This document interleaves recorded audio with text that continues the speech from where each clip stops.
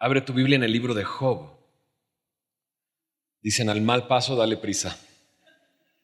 Este libro es un libro que mucha gente, aquellos que estudiamos la palabra y demás, empezamos a notar que como que lo que vamos estudiando lo comenzamos a vivir, ¿no? Y dices, no, pastor, que tu lengua se haga chicharrón.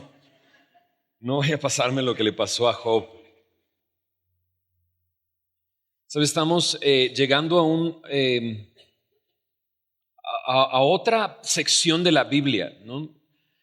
La Biblia tiene diferentes tipos de literatura, ¿no? Hemos estado en esta sección de historia, ¿no? Y por varios años hemos estado desde Génesis hasta hace 2 semanas terminamos la historia de Esther, viendo libros históricos. Son historias, son personas y sus historias, ¿no? Y esa sección se le llama los libros históricos. Más adelante, a partir de Isaías hasta el final del Antiguo Testamento, se le conoce como la literatura profética. Y ahí están conjugados todos los profetas que cronológicamente, espero no revolverles, cronológicamente están metidos en medio de la historia, ¿no? Está la sección histórica, más adelante está la sección profética, donde vienen profecías, pero ellos están actuando dentro de la historia de Israel. Y hoy estamos en la sección de en medio, la sección que se le conoce como la literatura poética o sapiencial, que incluyen el libro de Job, Salmos, Proverbios, Eclesiastés y Cantar de los Cantares. Estamos llegando a esa sección, no sé si te emociona o no, pero a mí me emociona. No sé si me emociona, aunque ya, bueno, estuvimos casi 8 años en los libros históricos. Eso quiere decir que en esta sección estaremos como otros 8 años, ¿no? Y digo que me emociona porque ya pasamos estos 8 años y si has estado con nosotros estos 8 años, ¿cuántas cosas Dios ha revelado a tu vida a través de historias de otras personas donde nos encontrábamos en medio de esas historias? Y ahora al llegar a esta sección, nos damos cuenta que es otro tipo de escritura, incluso si abres ahí tu Biblia y ves a partir del capítulo 3 de Job, incluso en tu Biblia el formato es distinto. ¿Lo notas? Está como centralizado, digámoslo así, en vez de estar cargado hacia la izquierda, está centralizado porque son poesía, está escrito de forma poética. Y así, si avanzas hacia los Salmos, está con ese mismo formato, y Proverbios igual, ¿no? Eclesiastés ya no, pero lo demás sí. Y eso representa que está escrito en forma poética. Ahora, la forma poética que nosotros conocemos en este lado del mundo tiene que ver con rimas y tiene que ver con métrica, pero la poesía hebrea era muy distinta. La poesía hebrea, lo importante no era la rima, sino las comparaciones. 2 términos describen esto: el simbolismo, cuando se habla acerca, por ejemplo, en el Salmo 23, el Señor es mi pastor, es un simbolismo. Pero también hay otra palabra que describe esta poesía que es paralelismo, ¿no? Como el ciervo brama por agua en el desierto, así yo tengo sed de ti, que es un paralelo, ¿no? Y estamos entrando a esa sección. Entonces vamos a encontrar muchas vísceras, digámoslo así, durante todo este tiempo.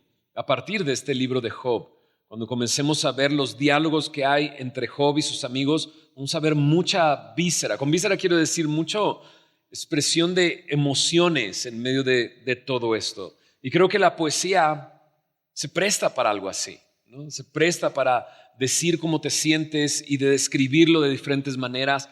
Entonces estamos entrando a una sección de así. Pero también dijimos, no solamente son los libros poéticos, son libros de sabiduría.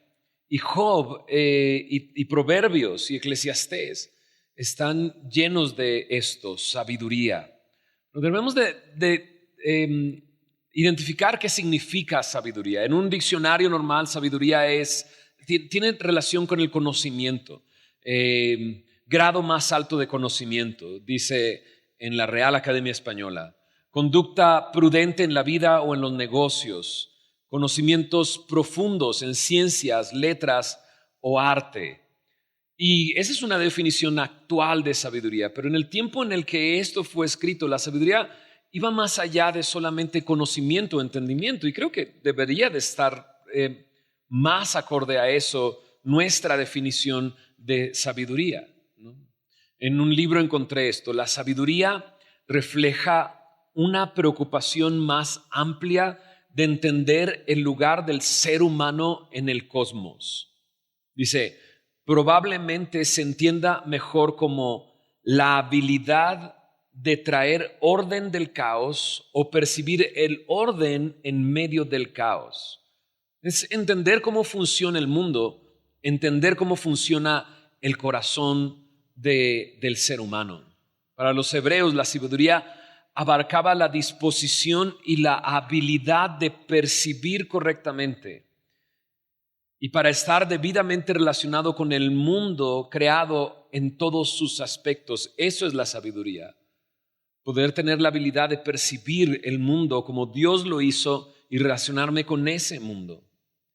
Dios ha hecho el mundo de cierta manera, dice en el manual de Halley, y la sabiduría supone vivir de acuerdo con esa estructura básica del universo. Job es un libro de sabiduría, porque trata con un mundo que Dios creó y con situaciones que Dios permite dentro de ese mundo, y Job tratando de relacionarse con eso. Y va a haber muchos diálogos. La estructura del libro es bastante clara. Los primeros 2 capítulos son una introducción, el último capítulo es un epílogo. Y el resto del libro, que es curioso, porque generalmente la historia de Job, conocemos los primeros 2 capítulos, ¿no? Quién es y lo que le sucede, y conocemos el final, donde Job dice, de oídas te había oído, pero ahora mis ojos te ven. Me aborrezco y me arrepiento en polvo y ceniza. Y a lo mejor recordamos algunas frases en medio de todos esos que son sacadas de estos diálogos que tienen. Entonces hay una introducción y hay un final. Y la introducción es el principio del sufrimiento de Jacob. Se nos van a decir cosas que Job no sabía. Nosotros vamos a poder ver lo que sucede en el cielo, una conversación entre Dios y Satanás. Y ahí se muestra un poco la razón de por qué le están pasando las cosas, pero Job no sabe nada de esto. Para Job eso está velado, pero es muy interesante. Hay cosas que no vemos, pero son más reales que las cosas que vemos. Porque no lo hayamos visto no quiere decir que no sea real. Y esta es una comprobación de eso. Están sucediendo cosas en el cielo que Job no ve, que no percibe, ¿no? Pero son reales y tienen que ver con lo que le está pasando. Y el último capítulo es la conclusión, es el epílogo, pero también es el final del sufrimiento. Es el momento en el que Job es restaurado. El libro trata sobre esto, el sufrimiento. Y muchos luchamos con esto, con el sufrimiento. Podríamos resumir el libro de Job con la siguiente frase: si Dios es bueno y justo, ¿por qué sufren las personas? Ahí está el principio del sufrimiento, el final del sufrimiento, y en medio hay discursos de Job que los amigos lo escuchan. Luego los amigos hablan, hay 3 amigos, Elifaz, Bildad y Zofar, que intentan explicar el porqué del sufrimiento de Job. Como ellos no saben lo que nosotros vamos a saber, ellos están tratando de entender qué es lo que está pasando y van a pasar desde ¿qué hiciste, Job? Y Job diciendo, salud, y Job diciendo, alguien estornudó, ¿va? Ayer estornudé, hice un ruido tan raro que mi hija se quedó así de, ¿qué te pasó? No fue hoy en la mañana también. Están tratando de intentar explicar qué es lo que está pasando y van a llegar desde el punto de decirle a Job, ¿seguro hiciste algo malo? ¿No? ¿Qué hiciste? Y Job tratando de justificarse y van a ir así, van a ir pasando varios capítulos donde ellos intentan explicar y Job trata de explicarse a sí mismo hasta que llega un momento en que después de estas 3 rondas de discusiones, Job clama y dice, ¿qué está pasando? Y entonces habla otro joven, un joven. Elifaz, Bildad y Sofar eran ya ancianos, pero Eliú, uno más joven, le hace una advertencia a Job y entonces llegan capítulos que son impresionantes. Dios hablándole a Job. Dios es el que habla. Dios le habla a Job y vamos a sorprendernos de todo lo que Dios le está hablando. Pero lo que no le da es una explicación. No se le explica por qué sufrió lo que sufrió. No se le explica. Lo interesante es que Job no sabe lo que nosotros sabemos, pero se mantiene, persevera. Santiago capítulo 5 habla acerca de Job. Dice de esta manera, te lo leo. Santiago 5:11. He aquí tenemos por bienaventurados a los que sufren. Y dices, no digas esas cosas, ¿no? Pues yo no lo digo, lo dice Santiago. Tenemos por bienaventurados a los que sufren. Habéis oído de la paciencia de Job y habéis visto el fin del Señor, que el Señor es muy misericordioso y compasivo. ¿Qué es lo que sucedió con Job? Fue paciente. La palabra paciencia aquí es la palabra resistente, ¿no? Que resistió y se mantuvo. Y ese es Job, a pesar de no saber lo que nosotros sabemos. Pero todas las cosas que van a suceder desde el principio del libro, vamos a ver cómo Dios quiere revelar quién es Job en realidad. Dios quiere revelar quién es en realidad, quiénes son sus amigos, ¿no? Y Dios quiere revelar quién es realmente Él. Al final, Job se va a dar cuenta de la realidad, pero no hay ninguna explicación. Y nos dan nervios meternos a estos libros porque de repente nos pasan cosas así. Suceden cosas en nuestra vida que son difíciles, situaciones, y creo que el común es pensar, ¿por qué me está sucediendo esto? ¿Te ha pasado? ¿Por qué me está pasando esto? Generalmente queremos una explicación. Pasamos de la etapa de querer una explicación a demandar una explicación. Ahora me explicas por qué me está pasando esto. Y tristemente muchas veces al no recibirla podemos llenarnos de rencor, de odio e incluso llegar a un momento de rechazar a Dios. Dios no me sirve, no me explica y no sé lo que está pasando. En este libro, como ya dijimos, Job, vamos a ver un hombre que no recibió ninguna explicación, pero terminó diciendo acerca de Dios, de oídas te había oído, mas ahora mis ojos te ven. Vamos a terminar viendo a un hombre que sin tener explicación de su sufrimiento le va a decir a Dios, te preguntaré y tú me enseñarás. Entonces creo que es importante este libro para nosotros. Es importante, aunque quizás nunca tengas una explicación de por qué te pasó lo que te pasó. Pero qué bello es ver a Job pasar por esta prueba.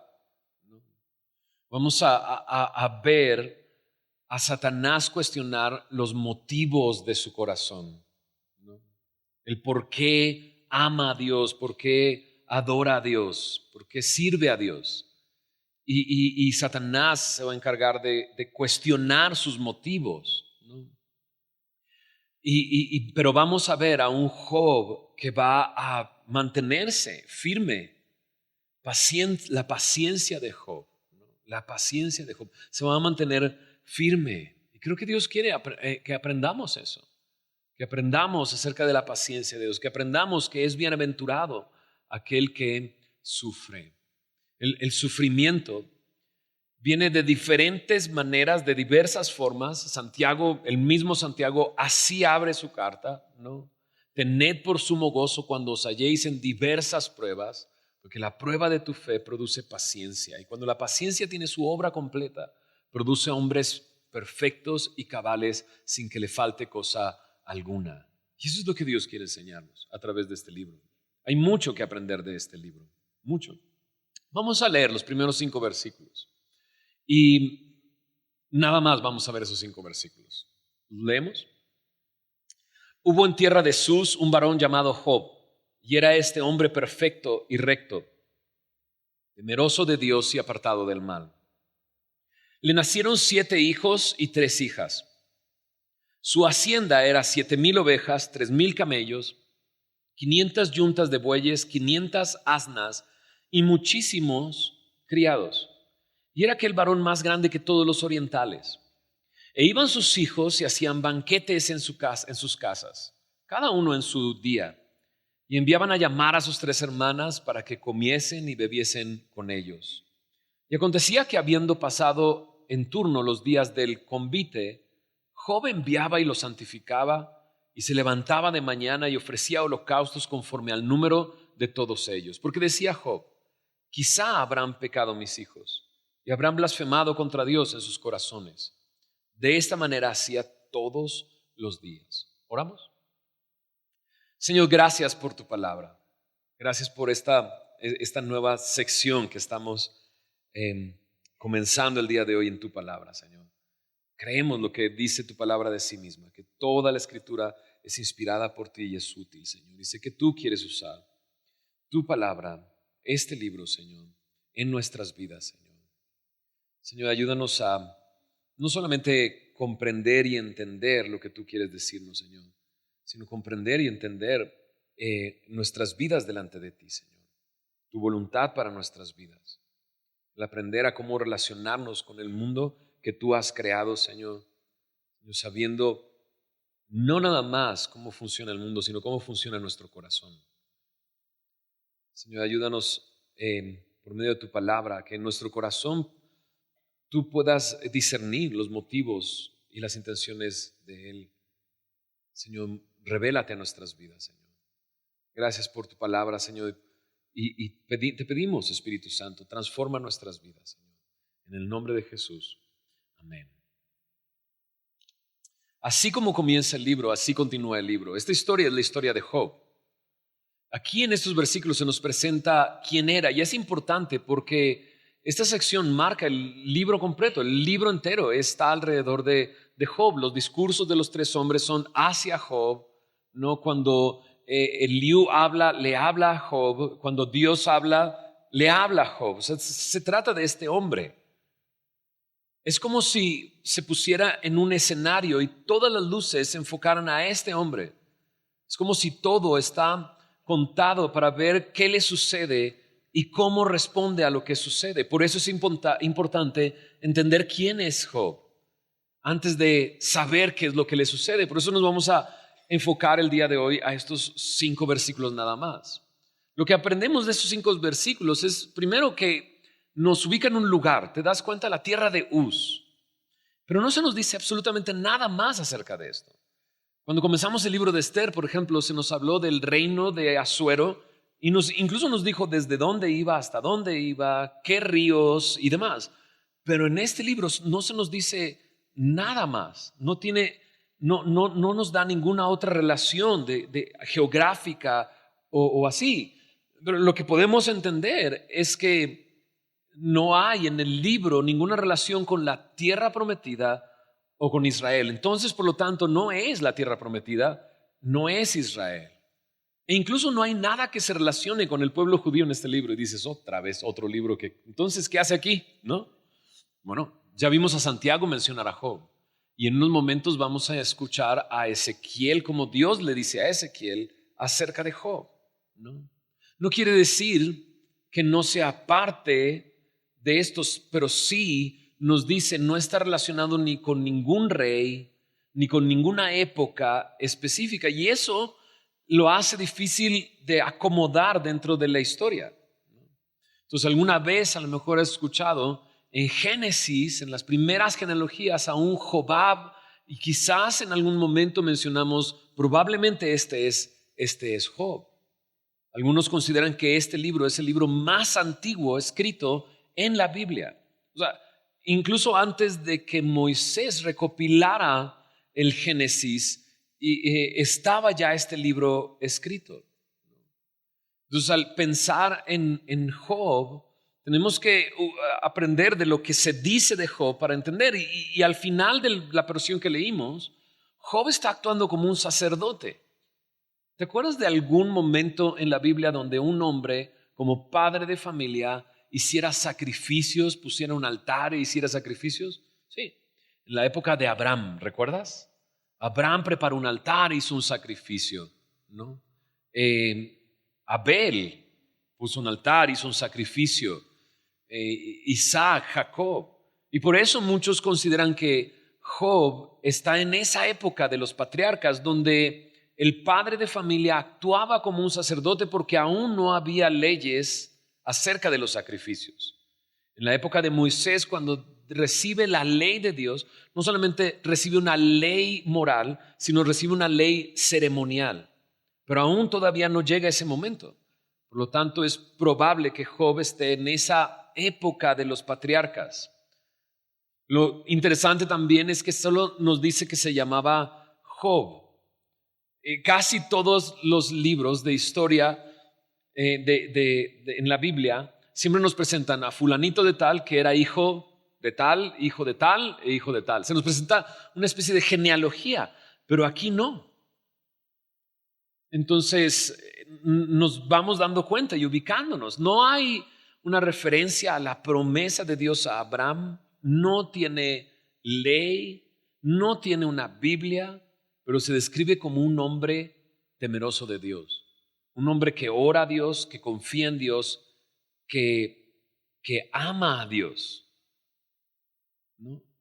Y dices, ok, es interesante, este hombre ama, adora, confía en Dios en estas circunstancias. Ahora, no se nos dice genealogía, no se nos dicen más cosas acerca de la geografía del lugar, no se nos relaciona con ningún rey. Y creo que tiene una razón. La razón es que tú y yo podamos entender que lo importante en Job es su carácter. Por eso al principio del libro comienza a hablarnos de cómo es este hombre.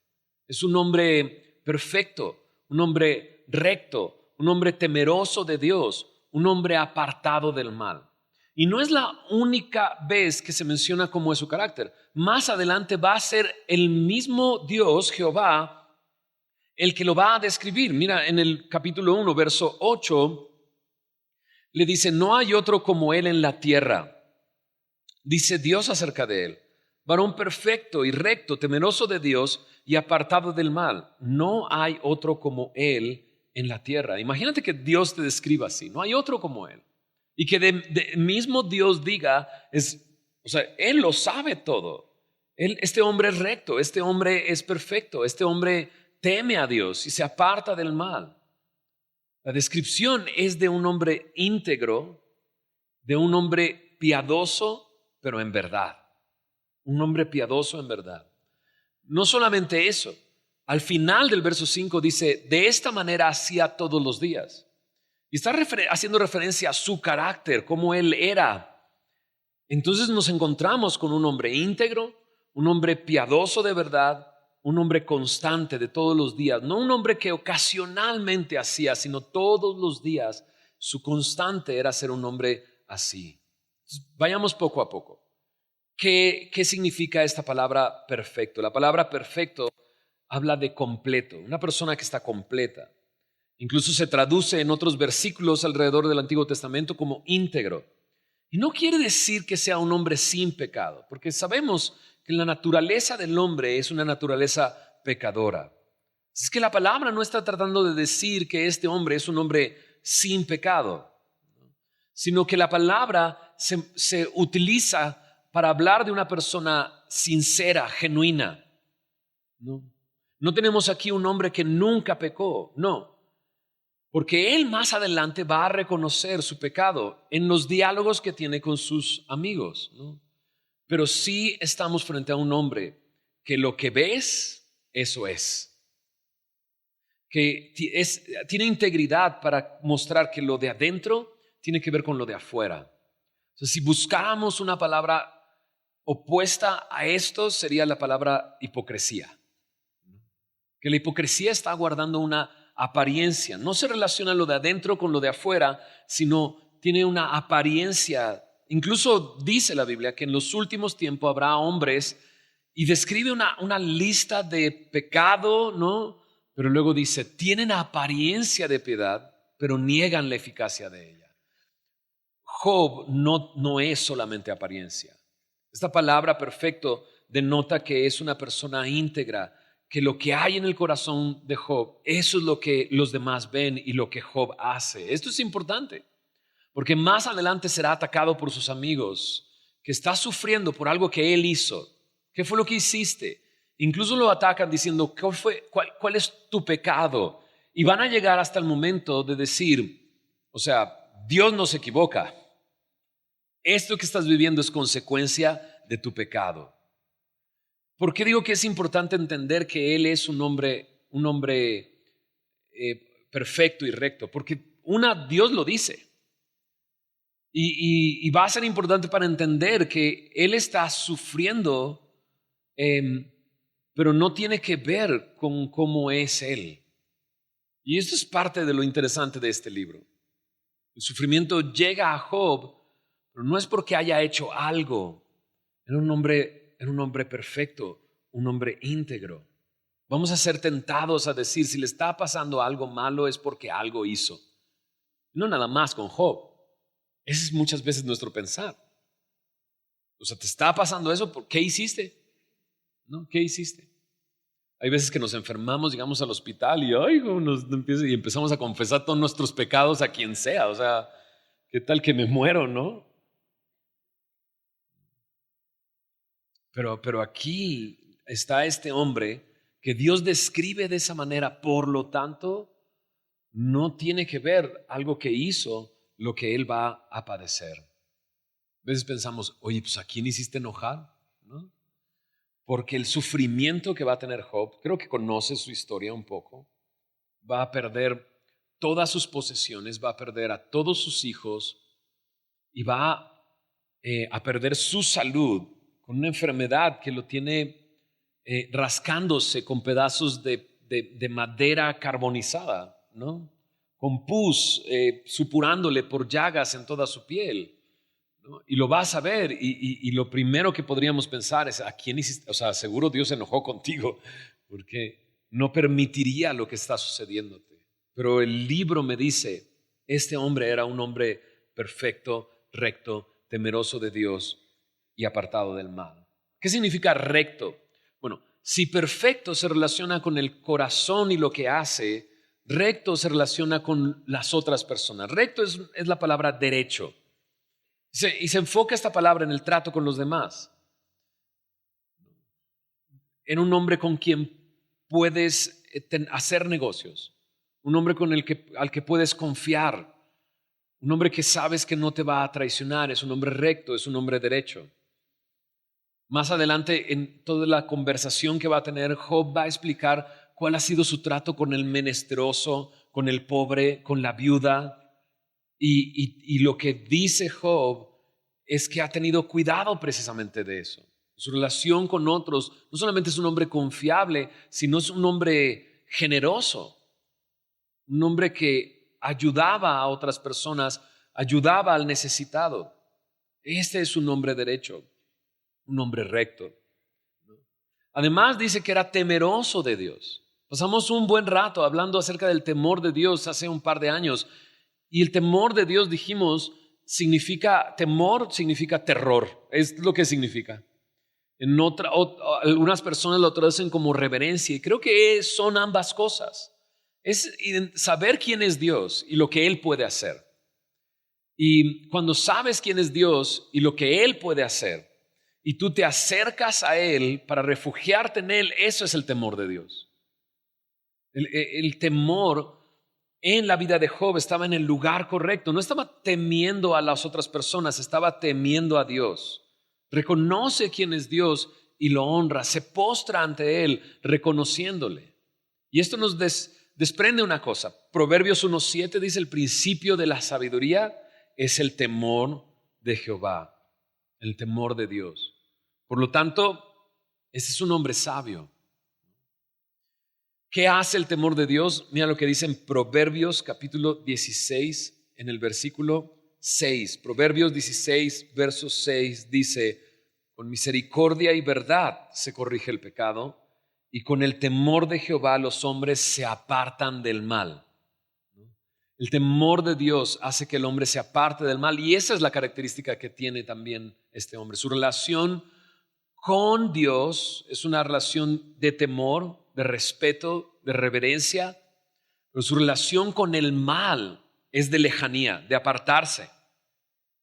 Una vez más, no quiere decir que nunca pecó, sino es un hombre que reconoce su debilidad.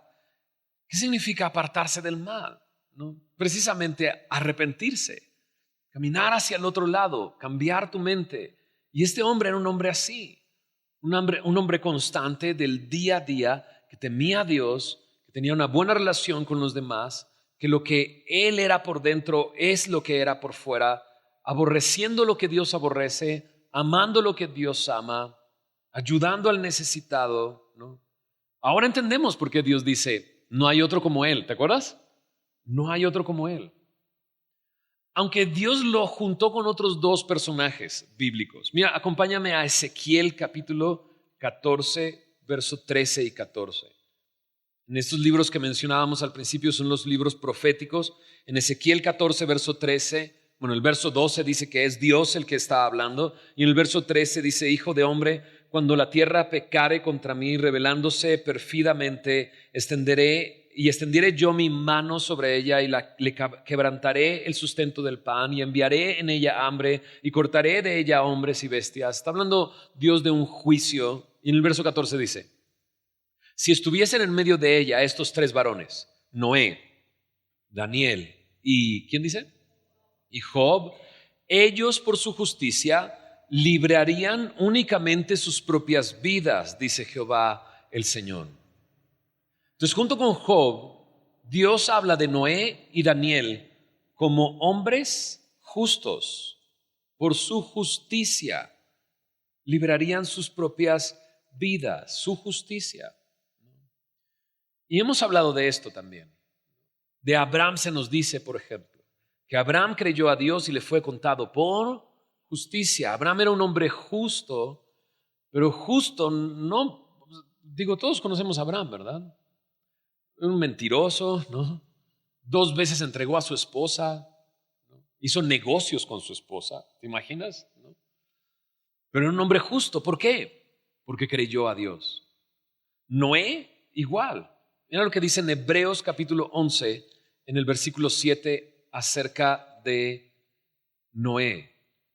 Ya desde decir Hebreos 11 es el capítulo de la fe, ¿verdad?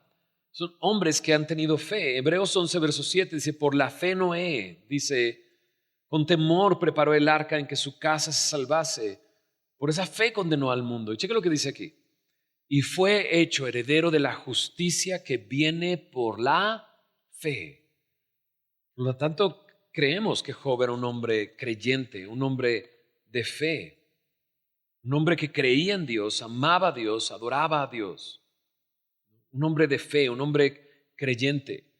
Y así pareciera que se describe en los primeros versículos. Un hombre de fe, incluso en el Nuevo Testamento, es un hombre que vive de fe y arrepentimiento, que cree en el Señor y conoce su condición. Ese es el tipo de hombre, Job.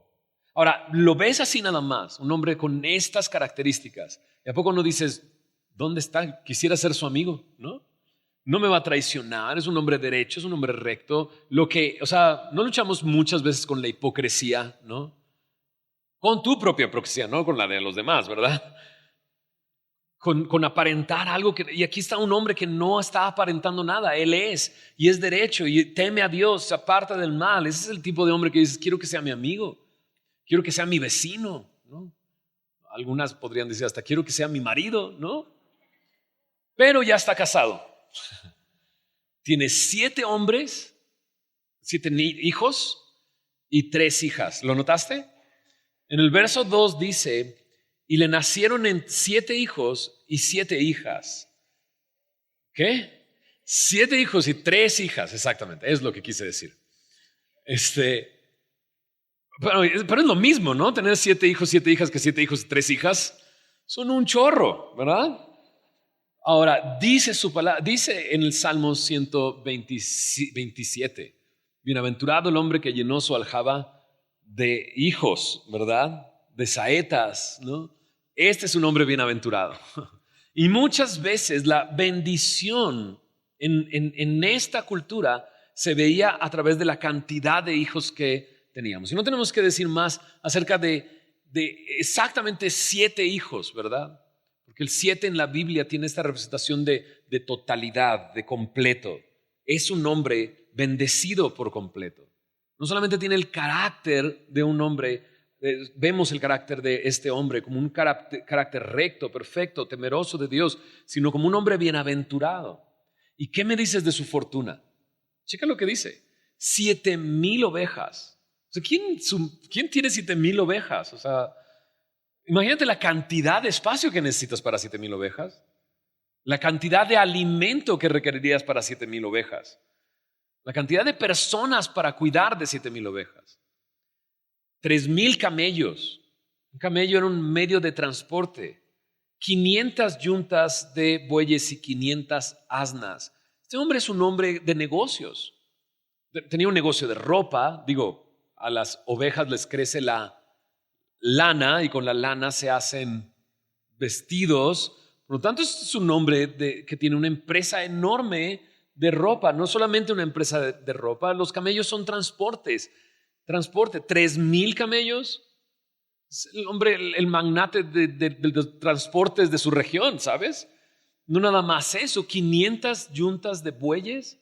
Este hombre tenía sembradíos, agricultura, y ahora entendemos que a lo mejor parte de ese transporte era para llevar a cabo todos sus negocios, tanto de agricultura como de ropa. Pero 500 asnas, las asnas se obtiene leche de ellas, por lo tanto tiene un negocio de lácteos, ¿no? Entonces dices, ¿qué hombre es este? ¿No? Llega al punto de describir con tantos números tan exagerados lo que tiene, que al llegar a hablar de sus criados no le pone número. ¿Te diste cuenta? O sea, dice muchísimos criados, o sea, muchísimos. O sea, para atender todos estos negocios, ¿te imaginas la nómina de este hombre? Lo que le pagaba a cada uno, o sea, no nada más eso. O sea, no solamente es un hombre muy rico, probablemente multimillonario, ¿no?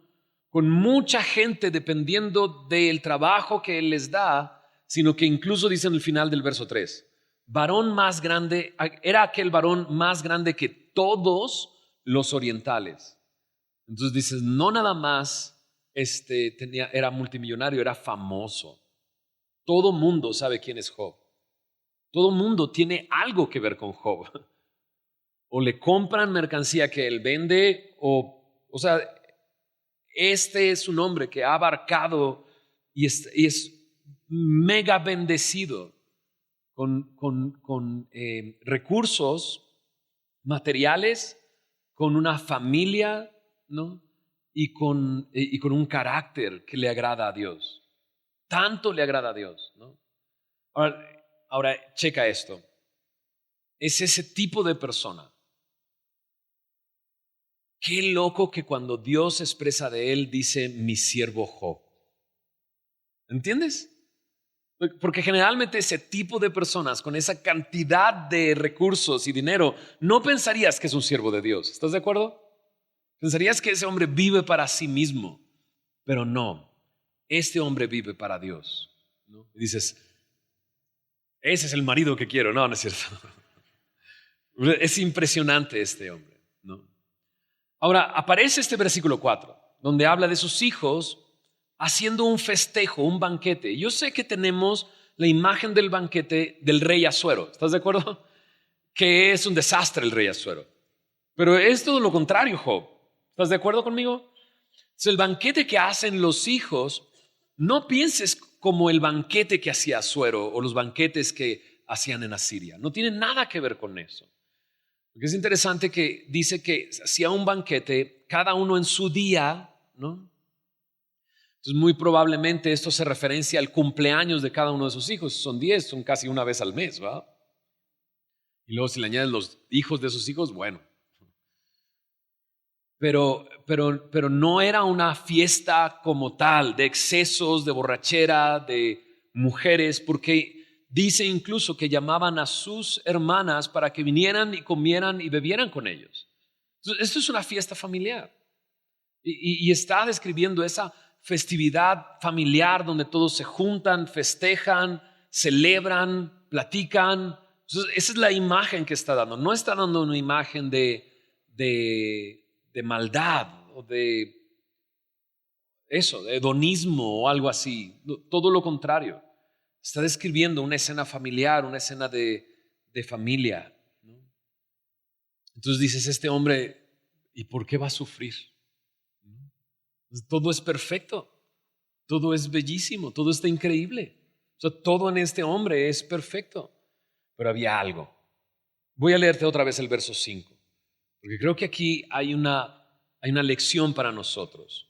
En el verso 5 dice, y acontecía que habiendo pasado en turno los días del convite, o sea, terminando el festejo de cada uno de ellos en sus cumpleaños probablemente, Job enviaba, dice, y lo santificaba, se levantaba de mañana y ofrecía holocaustos conforme al número de todos ellos.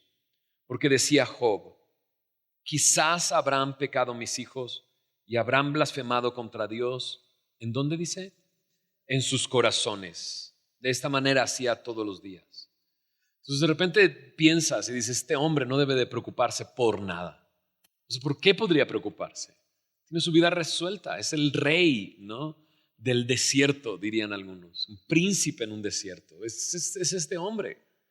¿De qué podría preocuparse? ¿Qué podría mover su corazón? ¿O qué podría llenarlo de ansiedad?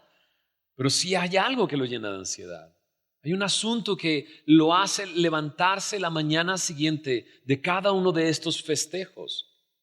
Ahora, ojo, dijimos, esta descripción de esta fiesta no tiene nada que ver con borracheras o con ese estilo de banquetes, sino con un banquete familiar. Pero en medio de ese banquete familiar y de la descripción de eso, Job tiene una preocupación. Y la preocupación es una preocupación por sus hijos. ¿Te das cuenta? Y no por algo que hayan hecho sus hijos, porque pareciera que no se preocupa de eso, sino de algo que hayan, refiero a algo externo que sus hijos hayan hecho, sino hice la pregunta claramente. ¿Blasfemar contra Dios en dónde? En su corazón. En su corazón. Job sabe que puede ser muy fácil tener una apariencia, pero en mi corazón estar completamente rechazando a Dios. Y esto es lo que lo mueve a levantarse en la mañana. Y no es que él vaya solo, la implicación de decir Job enviaba y los santificaba implica que llamaba a cada uno de sus hijos, los traía y hacía los holocaustos por cada uno, estando ellos ahí presentes. Me encanta este hombre. Ya me duele que va a sufrir demasiado. Porque me encanta este hombre. Un hombre que ama a Dios, un hombre que adora a Dios, un hombre que confía en Dios, ¿no? Con razón Dios dice, no has considerado, y vamos a ver la próxima semana a quién se lo dice. No hay otro como Él. Un hombre que confía, que ama, que adora a Dios. Un hombre que ve por sus hijos y que va más allá de solamente lo que ve, sino quizás han pecado en sus corazones, quizás han blasfemado contra Dios en sus corazones. Y que les muestra algo que por la urgencia con que lo hace por la mañana y llamar a sus hijos, nos muestra lo importante que es para él. Otra vez dijimos que este hombre es un sacerdote, porque está haciendo sacrificios por su familia. Es un hombre que sabe que el pecado tiene una consecuencia. Este hombre es un hombre que sabe que es necesaria la muerte para cubrir el pecado. ¿Te imaginas pasando cada uno de sus hijos, ¿no?, y hacerle ver a ese de sus hijos, esto es lo que hace el pecado. Esto es lo que provoca el pecado. Esto es lo que debería de sucederme a mí, pero no está sucediéndome a mí. Esa sangre cubre el pecado. Y eso es interesante porque a lo mejor dices, no, yo ni los 10 hijos, ni Dios quiera, ¿no? Ni el dinero, ni los negocios, ¿no? Bueno, el carácter también le fallo demasiado, ¿no? Pero con todo eso, este hombre, siendo lo que era, sabe la importancia del sacrificio. Sabe la importancia de llevar a sus hijos a darse cuenta, a reconocer su condición. De ahí ya me está dando un ejemplo a mí. El poder llevar a mis hijas a Cristo. Porque, otra vez, Job es un libro de esta sección de libros poéticos de sabiduría dentro del Antiguo Testamento, dentro de la Biblia que es Antiguo y Nuevo Testamento. Sin duda, esto tiene que ver con el mensaje total de la Escritura, el mensaje de redención y salvación que hay en Cristo Jesús. La Biblia dice que Jesús vino a este mundo para cargar, y Dios cargó el pecado de todos nosotros sobre Él. La palabra de Dios dice que Él es descrito por Juan el Bautista como el Cordero de Dios que quita el pecado del mundo. De hecho, en Primera de Juan nos dice que Dios nos ama de tal manera que envió a su Hijo en propiciación por nuestros pecados, como un sustituto por nuestros pecados. Lo que Jesús sufrió es lo que nosotros merecemos. Y Dios me está llamando a eso. Quizás Dios te está llamando a eso también. Que puedas llevar a tus hijos o a los que están a tu alrededor a la cruz. Hacerles saber que Cristo pagó el pecado de ellos. El Evangelio es este, que Cristo murió por nuestros pecados, fue sepultado y resucitó al tercer día. Su resurrección es la muestra que Él es el Hijo de Dios, la muestra de que el sacrificio fue completo y perfecto, aceptado por el Padre. ¿No? Pero creo que también nos tenemos que dar cuenta de otra cosa. Este hombre, dijimos, no es una apariencia, es lo mismo Él por dentro y por fuera, y Dios lo reconoce. Pero sabe que sus hijos pueden tener una apariencia y haber pecado en el corazón. Y creo que este punto también Dios quiere hablarnos. Debemos de considerar eso. ¿Soy solo apariencia o es real lo que estoy viviendo? Porque fácilmente puedo estar viviendo una apariencia, aparentar que soy algo que realmente no soy. Eso se llama hipocresía. Me encanta porque Jesús puede mostrarte lo que realmente eres y no solamente mostrarte lo que realmente eres, sino solucionar lo que realmente eres. Si tú vienes a Cristo y puedes venir y decirle, sabes, Señor, he estado honrándote con mi boca, pero mi corazón está lejos de ti. Ven delante de Él en arrepentimiento, reconociendo tu pecado. Y pídele, Señor, no quiero seguir viviendo una apariencia. Quiero vivir una realidad contigo. Quiero vivir una realidad, la verdad contigo. Ser conocido delante de ti y conocerte yo a ti. ¿No? Entonces, esto era su caminar todos los días de este hombre. ¿Qué le va a suceder? Próxima semana, mismo lugar, misma hora. A conocer la escena que Job nunca conoció, ¿no?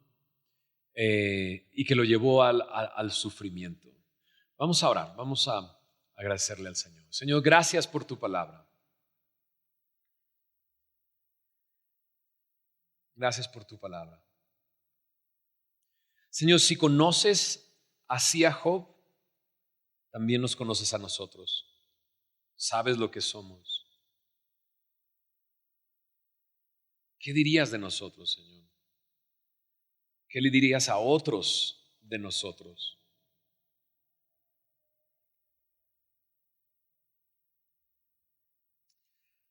Muéstranos, Señor, si hay una apariencia en nosotros.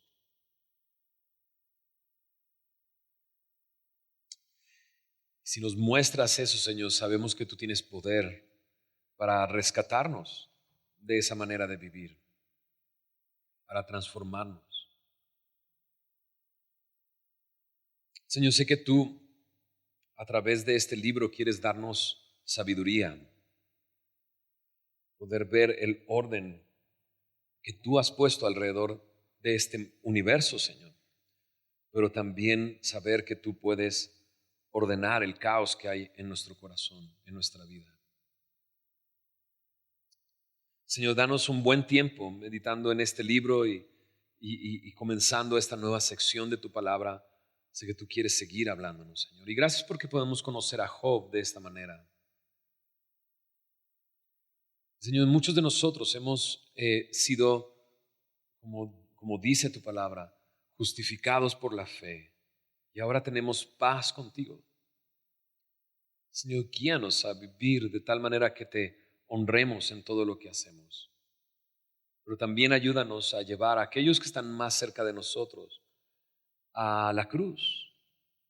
Hacerles saber que tú ya has pagado el precio de sus pecados. Que tú puedes librarles de la manera de vivir que están, en la que están, Señor.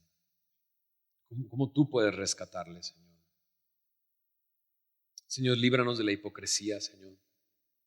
Ayúdanos a ir a tu cruz, Señor, y a llevar a otros a la cruz, Señor.